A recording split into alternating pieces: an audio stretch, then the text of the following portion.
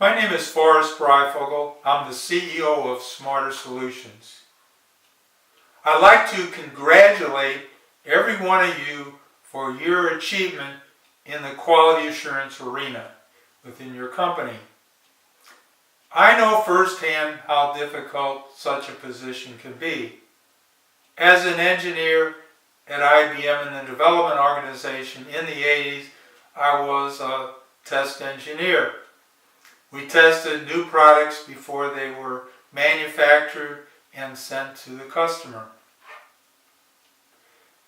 I understand how difficult it can be to identify an issue that needs resolution. You're not the most popular person when you identify and highlight these problems.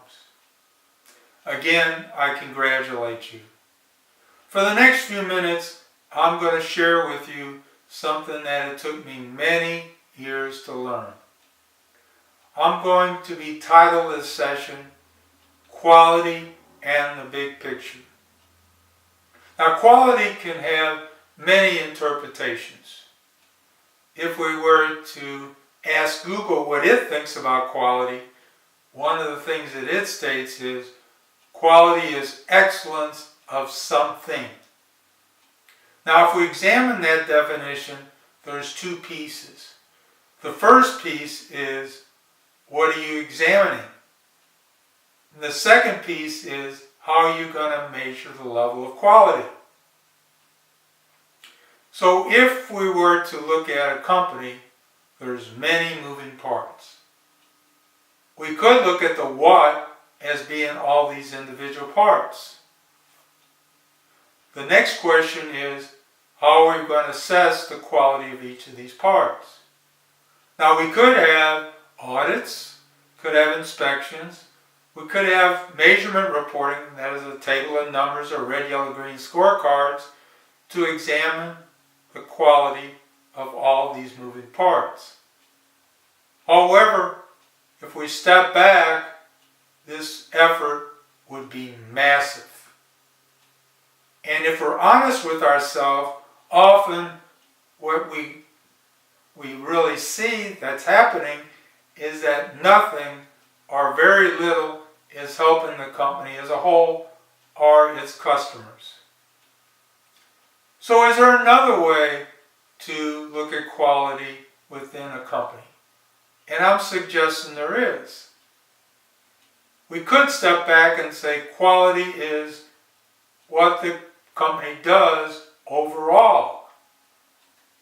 The next question we have is, how are we going to measure and examine the quality of the company as an overall? And the way that I suggest doing that is through the integrated enterprise excellence system. Within this 9-step system, step number 2 is to create the value chain. Now, the value chain describes what an organization does and how it measures what's actually done. The nice thing about this approach is it offers predictive scorecards where if you don't like what you predict, you need to do something fundamentally different. Also within this 9-step system, you can identify where improvement efforts could be focused and other efforts for that matter, so that the enterprise as a whole benefits. So, in conclusion relative to this, what I do is I suggest that we always keep in our sights the big picture.